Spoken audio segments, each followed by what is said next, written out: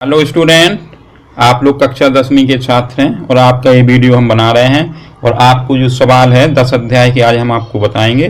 तो 10 अध्याय के सवालों को आपको देखना है। जो भी महत्वपूर्ण सवाल होंगे उन सब की जानकारी हम आपको देंगे और आपका वीडियो भी वहीं अपलोड कर देंगे। तो हेलो स्टूडेंट, मैं प्रदीप सिंह राठौर आज आपको क्लास 10 के जो स्टूडेंट हैं एनसीईआरटी और सीबीएसई के लिए बहुत ही महत्वपूर्ण क्वेश्चन है। जो अध्याय 10 व्रत है, व्रत में जो महत्वपूर्ण क्वेश्चन है आज हम उनकी जानकारी पहले दे रहे हैं।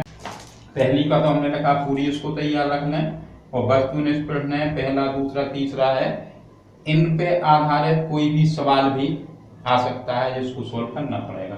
फिर एक चौथा क्वेश्चन है, हमने इसको स्टार के रूप में प्रदर्शित कर दिया है। इसको भी सबसे महत्वपूर्ण क्वेश्चन में से एक है। 5वां, 6वां, 7वां और 8वां इतने क्वेश्चन सीखना है।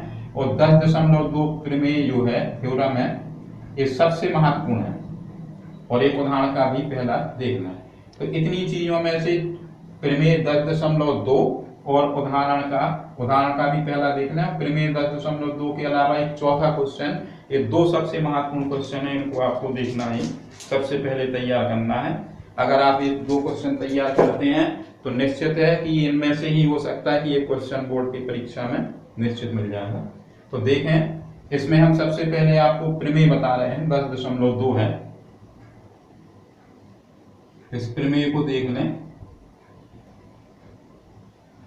इस प्रमेय में दिया गया है कि बाह्य बिंदु से अगर हम वृत्त पर स्पर्श रेखाएं खींचेंगे तो वो लंबाइयां उनकी बराबर होती हैं। तो बाह्य बिंदु से वृत्त पर खींची गई, क्वेश्चन हम लिख लें, बाह्य बिंदु से वृत्त पर खींची गई, और इनकी स्टेटमेंट आपको याद रखनी है जिससे आपको पता चल जाएगा कि यही हम प्रमेय पढ़ रहे हैं। तो खींची गई स्पर्श रेखाओं की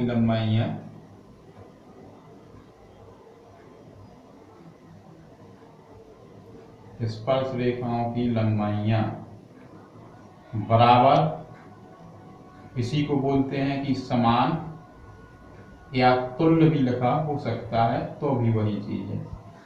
तो बाह्य बिंदु से वृत्त पर खींची गई स्पर्श रेखाओं की लंबाइयां बराबर होती हैं, तुल्य होती हैं या समान होती हैं, सिद्ध कीजिए। और ये सिद्ध कीजिए क्वेश्चन में अगर कोई परिभाषा टाइप क्वेश्चन लिखा है और सिद्ध कीजिए लिखा हो, ये सिद्ध कीजिए शुरू में भी लिखा हो सकता है या अंत में, तो जरूर समझ लें कि ये प्रमेय है। तो इसको देखना है हमें। तो बाह्य बिंदु से, तो क्वेश्चन के हिसाब से हम इसका एक फिगर बना देंगे। तो बाह्य बिंदु से वृत्त पर खींचेंगे स्पर्श रेखाएं की जो लंबाइयां हैं वो समान होती हैं, तो बाह्य बिंदु बनेगा एक और एक वृत्त बनेगा। तो सबसे पहले हम इसमें एक वृत्त बना लें। इस प्रकार से हमने एक वृत्त बना लिया है। एक केंद्र हो जाएगा ओ वृत्त का, और बाहर हम कहीं पे एक बिंदु P मान लें, और P से इस पर दो स्पर्श रेखाएं खींच ली हैं। इस प्रकार से मान लो कि हमने दो स्पर्श रेखाएं खींच दी हैं। एक हो जाएगी A और एक हो जाएगी B। तो PA और PB दो स्पर्श रेखाएं खींच दी हैं, और बाकी हमें फिर रचना में लिखना है। तो पहले हम ज्ञात में लिख लें कि हमारे पास जो ज्ञात है वो क्या है। ज्ञात है या दिया है एक ही चीज होती है। तो इसमें ज्ञात में लिखना है कि ये वृत्त है, केंद्र O है, और बाह्य बिंदु P से दो स्पर्श रेखाएं PA और PB खींची गई हैं। फिर हमें बताना है कि लंबाइयां इनकी बराबर, समान या तुल्य होती हैं, कुछ भी लिखाएगा तो इनमें से सिद्ध करने में लिखेंगे। तो ज्ञात में लिखेंगे कि एक वृत्त, ज्ञात है एक वृत्त जिसका केंद्र O है तथा बाह्य बिंदु P से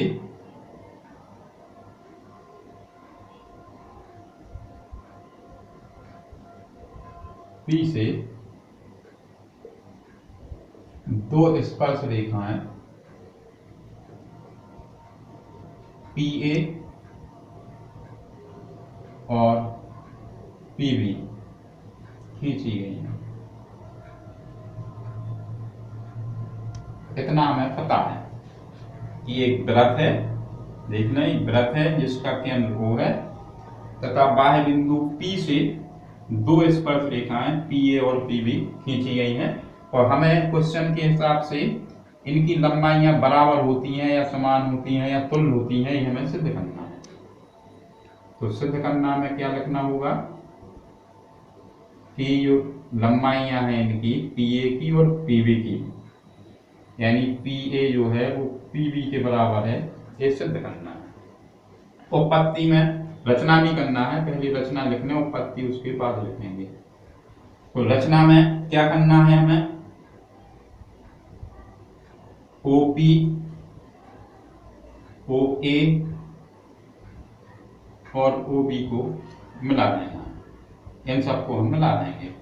तो रचना में लिखेंगे कि OA OB तथा OP को मिलाए, इस प्रकार से हमने इनको मिला दिया है। अब उपपत्ति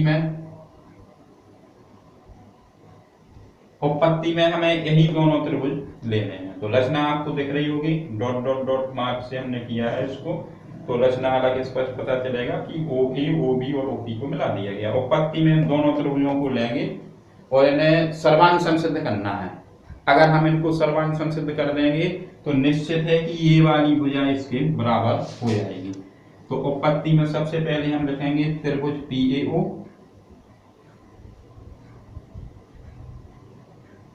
और त्रिभुज PBO में। इन दोनों त्रिभुजों में कौन कौन चीजें समान है वो देखें। तो ऐसे इसमें OA जो है वो इस OB के बराबर दिख रही है, OA बराबर OB। क्या है ये, जैसे एक वृत्त है तो उसकी क्या होती है बता सकते हो, त्रिज्याएं हैं। क्या होती है, रेडियस हैं। तो ये त्रिज्याएं हैं, तो एक ही वृत्त की त्रिज्याएं हैं, बनना चाहिए ना ये चीजें, एक ही वृत्त की त्रिज्याएं हैं, रेडियस होता है।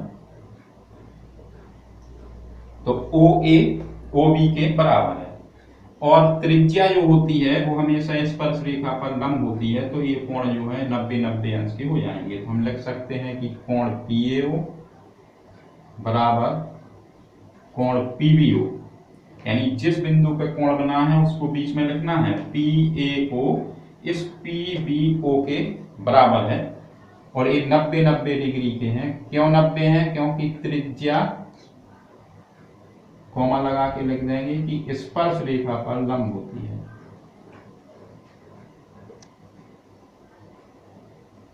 लंब होती है, त्रिज्या स्पर्श रेखा पर लंब होती है। दो चीजें बराबर हम सिद्ध कर चुके हैं इसमें अभी। अब एक और भुजा है जो OP है, वो इस त्रिभुज में भी शामिल है, ऊपर वाले में भी देख लें। इसमें OP है और जो नीचे त्रिभुज बना है इसमें भी OP है, तो एक OP दोनों जगह है। तो हम इसको लिख सकते हैं OP बराबर OP, ये उभयनिष्ठ है, कॉमन है, उभयनिष्ठ मतलब कॉमन है।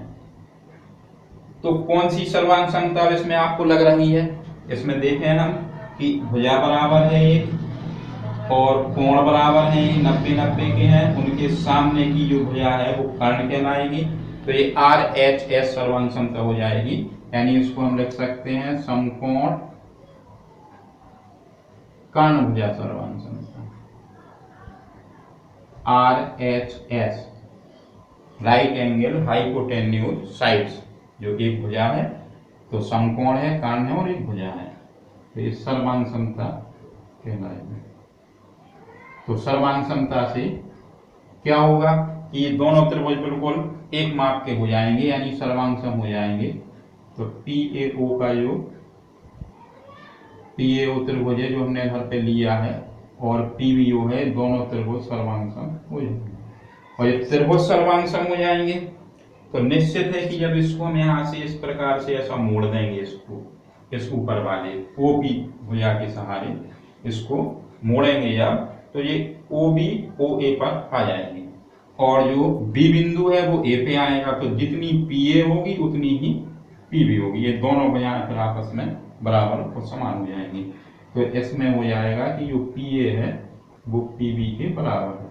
और ये CPCT कहलाता है कि सर्वांशन त्रिभुजों के संगत अवयव बराबर होते हैं। यानी ये दो त्रिभुज सर्वांगसम होते हैं तो उनका प्रत्येक अवयव आपस में बराबर होता है। तो देख लें इसमें कि PA जो है PB के बराबर आई है, यही हमें सिद्ध करना था। CPCT से प्रमेय पूरी सिद्ध हो गई है।